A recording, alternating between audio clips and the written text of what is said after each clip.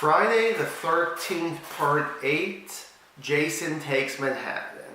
So what exactly is this one about? Well, this is actually about a group of high school seniors on a boat trip to Manhattan, and Jason is just along for the ride.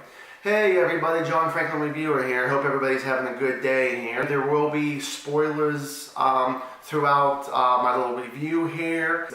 So what exactly did I really like about this movie? Well, what I liked about the movie was some of the deaths. So the first one I want to talk about is there is this punk chick who is rocking out on this boat here. She has a friend of hers that's actually filming, like almost like doing a music video here. And the thing is that she ends up going down to this one particular area, I forget where it was and all that. And she starts playing. Well, Jason comes down these steps here. She runs away. And the thing was that for how quickly it is, it's somehow she went in like a full circle or anything. She ends up bumping right into Jason Voorhees. He smashes her face with the guitar. Now that's one of those kind of point of view things where they show the victim and kind of like some blood's coming down from the camera. They show that, but I still liked it for what that was there, even though I'm not a big fan of these cutaway kills. Another one I want to talk about here is there's a character, Charles. He's the uncle to your final girl, Rennie, which we'll talk about her in a little bit here. Now with Uncle Charles, he's just a dick. But honestly, when he gets it, I really liked it. What happens is that, of course, he's one of these people, just like a lot of people, that don't believe that Jason exists. He's just a legend, or he's been dead for years and all that kind of stuff, and blah, blah, blah.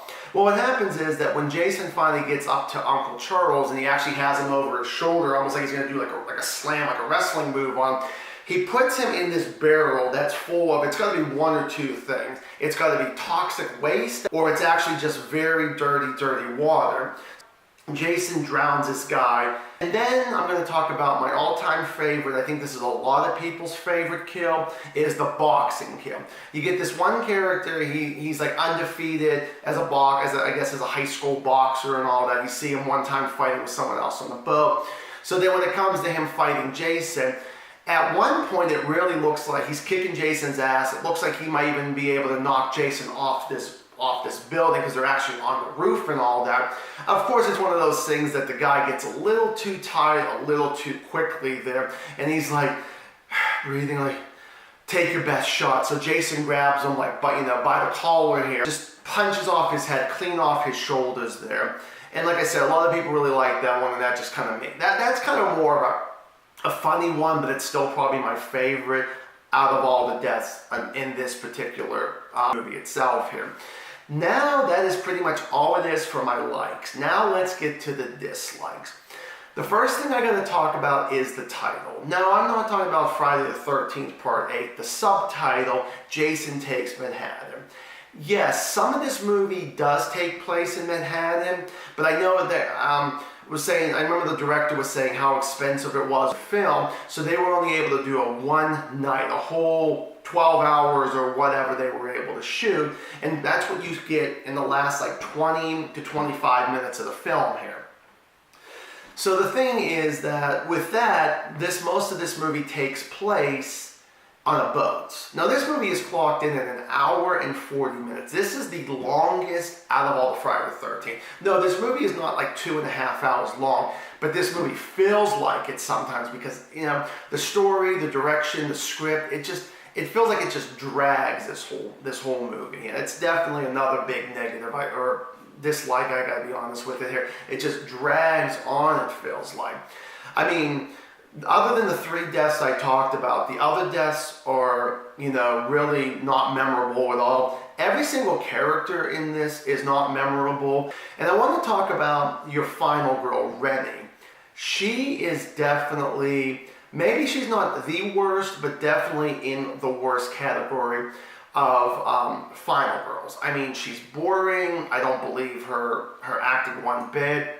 Really don't care that much about her. I don't want to be that invested in her. Just like previous ones, I feel like that there could have been someone else who was a final girl. It just seemed like it just ended up being her. Another thing I really got to talk about, because there's a lot of feel like everything in this movie really ticks me off, it seems like. So another thing I really dislike is, okay, that Rennie gets all these different versions that they show of Jason as a young boy. Now, okay, in the very first Friday the 13th, Jason Voorhees, when he pulls Alice, in the water, off the boat, he's already mentally challenged. But in this movie, the way they make it sound was that he was a normal kid at one point and then slowly progresses into him being mentally challenged. And that really pisses me off. That it's almost they didn't even care to go back and watch that first one, that last couple minutes and see what he looks like and all that kind of stuff. And I really didn't like that. When we get to the very end, there's pretty much the final battle ends up in a sewer with Rennie and Jason. Well, what happens is that the toxic waste goes through the sewers every night at midnight. One of the construction workers working, of course, he ends up getting killed by Jason. And the thing is that the toxic waste comes towards Jason. He's looking at it, and the thing is that the two people that survive are actually hanging on a ladder. They barely, get touched by that. So the thing is, you hear him scream, "Mommy, Mommy, I don't want to drown. Mommy, help me," kind of thing. And he starts throwing up water. And the thing is that all of a sudden he gets hit by this toxic waste that probably could have just dissolved him away or whatever they would have done, turns him into a little boy. But there was another one where they made him Asian.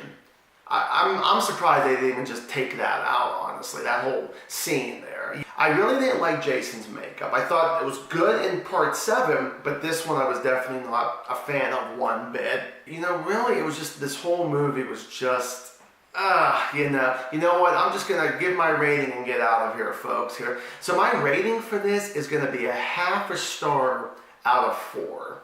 That's right there. This is one of those movies I was going to give 0, and I was like, you know what, with some of the deaths, I got to give it something. If there was not one memorable death, this definitely would have probably been a 0 kind of movie here, sadly. So, have you seen Friday the 13th Part 8, Jason Takes Manhattan? What did you think about it? Give me a comment down below. Do you agree with what I said? Don't you, do you disagree? I'll be kind of curious what you thought about this particular movie. And if you are someone that really did like this, and I have to be honest, I know a really good friend of mine who really enjoys this movie. I'm sure after all these years, it's still one of his favorites just because of New York and all that. So I'll be kind of curious for someone, if you've been a long-time fan, or even if you're kind of a new fan to Jason, I'd be curious what you think about this movie. So thank you guys so much for watching another movie review or a movie review series with Friday the 13th. I can't believe we're almost done with this series here. And as always, stay awesome.